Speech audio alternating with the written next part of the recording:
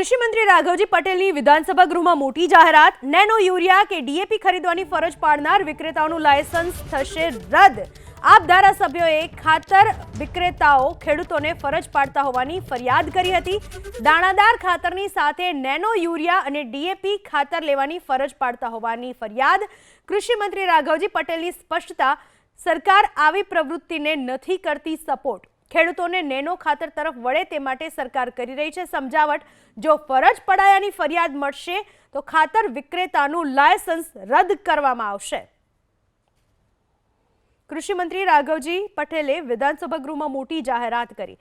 જો જે પણ વિક્રેતાઓ ડીએપી ખાતર ખરીદવાની ફરજ પાડશે તો એવા વિક્રેતાઓનું લાયસન્સ રદ કરવામાં આવશે। આપના ધારાસભ્યોએ આ સમગ્ર બાબતને લઈને રજૂઆત કરી હતી, ફરિયાદ કરી હતી કે વિક્રેતાઓ ડીએપી ખાતર ખરીદવાની ફરજ પાડે છે, જેને લઈને રાઘવજી પટેલે મોટી જાહેરાત કરી।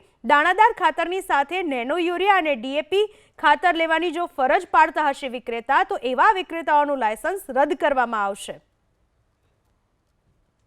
આ વિશે વધુ માહિતી આપવા આપણી સાથે જોડાઈ ચૂક્યા છે મારા સંવાદદાતા હિરેન રાજગુરુ। હિરેન, જે ફરિયાદ ઉઠવા પામી હતી તેને લઈને હવે રાઘવજી પટેલે શું સમાધાનનો નિર્ણય લીધો છે? છેલ્લા ઘણા સમયથી ખેડૂતો દ્વારા ફરિયાદ કરવામાં આવી રહી છે કે જ્યારે તેઓ દાણાદાર ખાતર લેવા જાય છે, પછી તે યુરિયા હોય કે ડીએપી, તેની સાથે જે ખાતરના વિક્રેતાઓ છે, જે ડેપો સંચાલન કરતા હોય છે, તે નેનો યુરિયા અને નેનો ડીએપી લેવાની ફરજ પાડે છે। આ મુદ્દો આજે વિધાનસભા ગૃહમાં પ્રશ્નોત્તરી કાળ દરમિયાન ચર્ચાયો હતો। આમ આદમી પાર્ટીના ધારાસભ્યો દ્વારા આ ફરિયાદ કરવામાં આવી હતી કે ફરજ પાડવામાં આવે છે તો તેની સામે શું પગલાં લેવા માંગે છે સરકાર, અથવા તો કોઈ એ પ્રકારેનો પરિપત્ર કરવા માંગે છે કે કોઈ પણ વિક્રેતાએ, ખાતરના વિક્રેતાએ આ રીતે ફરજ ના પાડવી।